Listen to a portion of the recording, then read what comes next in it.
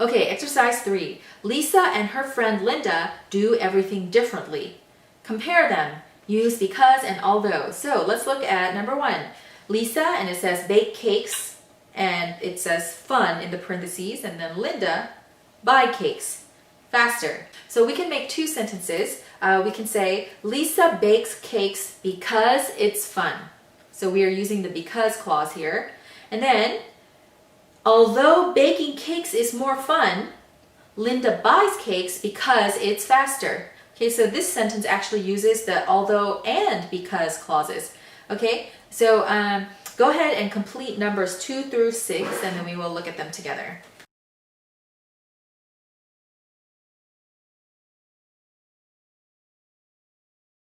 Okay, so number 2. Lisa uses a smartphone because it's convenient.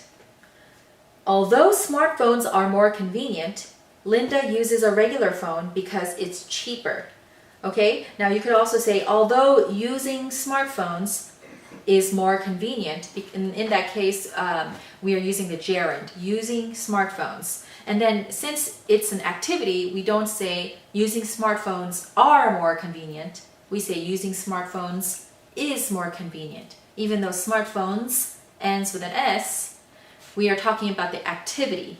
So using smartphones is. So again, you could say, although smartphones are more convenient, or you could say, although using smartphones is more convenient, and then continue. Okay, number 3. Lisa cooks in a microwave because it's fast. Although cooking in a microwave is faster, Linda cooks in a regular oven because it makes food taste better. Number 4. Lisa reads the news online because it's quick.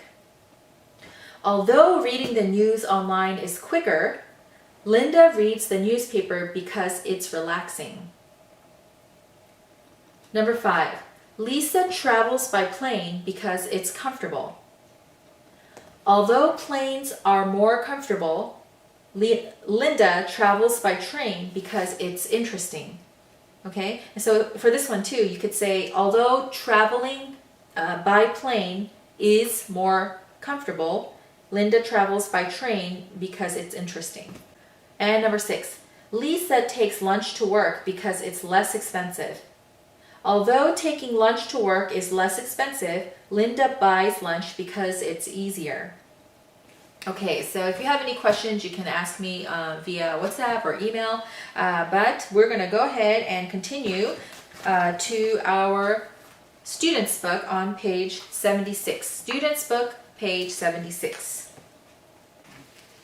Okay, so page 76, Lesson D, Reading. Before I play the audio for the listening activity, I want you to think about these questions. How has technology changed transportation? And how has technology impacted the way we communicate with others? Okay, so I want you to discuss those questions with someone in your family, or you can practice on your own verbally, or you can write them down. So you can see that those questions are in exercise 1 before you read. So if you need to look at them again, you can check your book.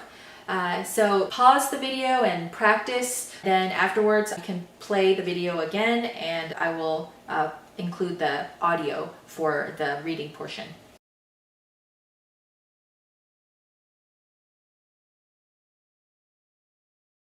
Page 76. Exercise 2. Changes in technology can change people's lives. The development of transportation, trains, cars, and planes, provides us with one example. Before the 19th century, most people lived within walking distance of work. In the 20th century, many people began to commute between home and work because trains and cars connected cities with suburbs. Today, because of airplanes, many people travel great distances for their work. Some, because of the internet, don't need to travel at all. Technological changes have also impacted the media. For example, how we get the news. Newspapers were once people's primary source for the news. In 1965, 72% of Americans reported that they read a newspaper on an average day. By 2005, that number was down to 50%. In the past, a common way people got news was by listening to the radio. I suppose nearly everyone had a radio then. By the 1950s, television was overtaking radio. Now, even the number of people watching the news on television has declined, dropping from 60% in 1993 to 28% in 2006. So what's the latest source for news? The web. The number of Americans who use the internet to get the news is increasing. Most people access the news on their smartphones. Media has also changed the way we get jobs. We used to look for job openings in the classified ads of a newspaper. Then we'd mail an application through the U.S. Postal Service, now called snail mail by some. Finally, if we were lucky enough to get an interview, we'd go to the job site. Today, we can find notices for jobs online, and we can submit our applications over the internet. The employer can even interview us over the internet using programs, such as Skype, that provide voiceover and video over calls. These changes save time for both the employer and the applicant. Another example of the impact of technology is how we pay for goods and services. Until the mid-1940s, people had to carry large amounts of cash in their purses and wallets. Then, one day in 1949, a man named Frank McNamara took some business associates to dinner, but he left his wallet at home. He had to call his wife to bring him money to pay the bill. Mr. McNamara vowed to find a way to avoid carrying cash. Although some stores already had their own charge cards, there was no single, multi-purpose credit card. A year later, he returned to the same restaurant with the same people, but paid with the credit card he had created, called Diners Club. Today, people don't even need to carry a credit card. They can pay with their smartphones. In what other ways do you think technology may change our lives in the future? Okay, now I'm sure that many of your own answers or discussions were similar to the article. And of course, since this is a reading activity, you can go back and read it again on your own, or you can pause the video again and practice reading it out loud. But we're going to go ahead and continue. So on page 77, you'll see some questions that check your understanding. Okay, so let's look at number 1. In what 4 areas does the author provide examples for how technology has changed people's lives? Okay, so let's look at the article. One of the quick ways that we can find the answer to this is by looking at the number of paragraphs, actually. So you can see that the title of this article is The Impact of Technology. And the question is asking how technology has changed or impacted our lives. So of course, the whole article is going to be divided into those different ways. So if you look at each paragraph break, you'll see a different way that technology has impacted our lives. So if we look at the first paragraph, actually it's the second paragraph because the first paragraph is only one sentence. Changes in technology can change people's lives. And then if you look at the next paragraph, it starts with an indent. Indent is a small space at the beginning of a paragraph. It says, the development of transportation, trains, cars, and planes, provides us with one example. So transportation is one of the 4 areas. So if you jump down to the next paragraph, you can find it by looking for the indent, the space before the first sentence. It says, technological changes have also impacted the media, for example, how we get the news. So that's another example or another area for how technology has changed our lives, how we get the news. Okay, now let's jump down again to the next paragraph. It says media has also changed the way people get jobs. So that's a third area. Okay, the way people get jobs. And then if you keep going to the not the final but almost final paragraph, it says another example of the impact of technology is how people pay for goods and services. Okay, so there we go. We have those four areas. Okay, transportation, the way we get the news or how we get the news, the way people get jobs, and how people pay for goods and services. Okay, so now you can make that into one sentence. So you could say the author provides examples for how technology has changed people's lives in the areas of, and then you can mention those four areas. Or you can say the author says that technology has changed people's lives in the areas of, and then include those four areas. Or you can just say technology has changed people's lives in the areas of transportation, how we get the news, the way people get jobs, and how people pay for goods and services. Okay, now let's look at number 2. What statistics does the article give to support the statement that the number of people who get their news through the newspaper has declined? It's a long question, but statistics, what are statistics?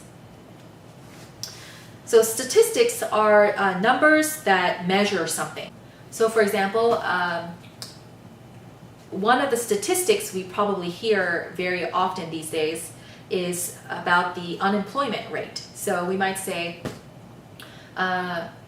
there are more than 6 million unemployed Americans due to the coronavirus. So that's a type of statistic.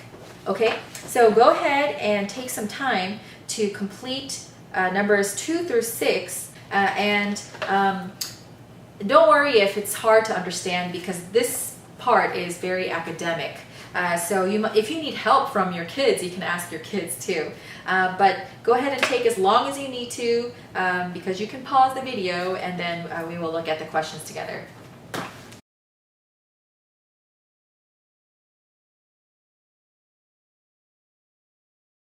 Okay, so let's look at number 2.